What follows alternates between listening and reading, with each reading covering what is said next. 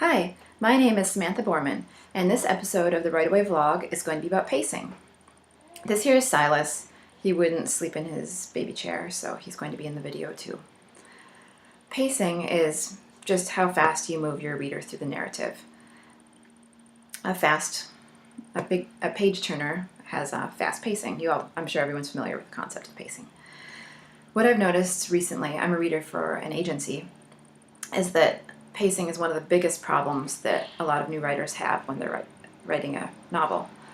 Most of the books that I set down, I do so because the pacing is really, really slow. Nothing's happening, and you need to keep your reader engaged if you want to keep them reading your book. So you have to move them through the narrative. So I'm going to give a few tips on how to speed up your pacing, because that seems to be the bigger problem. You want slow spots too, because you don't want it to be boring. You want fast, slow. You want to give your book texture, but slow pacing seems to be a larger problem. First of all, if it's boring, cut it. That is the Elmore Leonard rule. I think Stephen King uses it in On Writing too. It's the number one thing you should do. If it's boring, cut it. Don't try to save a scene because it has one really amazing sentence or something like that. If you're having trouble saying goodbye, put it in a folder to the side, say goodbye slowly until you forget about it. But cut it if it's boring. For dialogue, same thing. Write it, ramble on, get everything out that you want your characters to say, but when you go back and edit, cut all the boring parts and then end it right when you need to. As soon as you have the characters say what you need them to say for that scene, get out. Also, showing versus telling.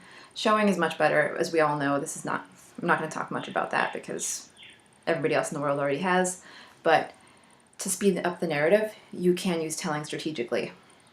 I feel like I should be talking in a corner, like behind a smoke screen, now that I'm saying that, or like a whistleblower.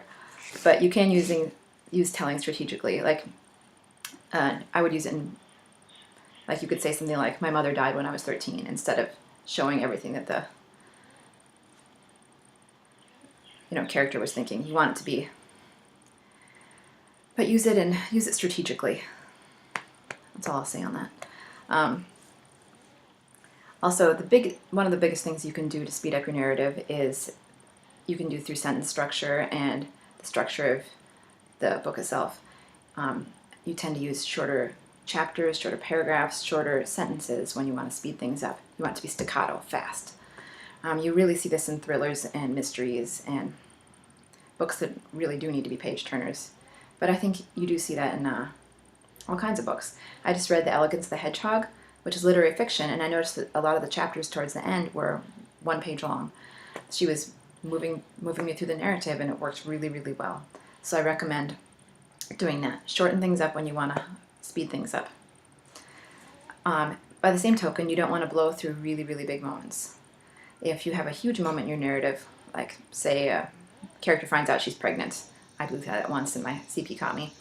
You want to have the moment really, really explode with lots of details, and slow that one down and let the reader just be immersed in that moment. I think that's about it. Besides, one more thing on overall pacing.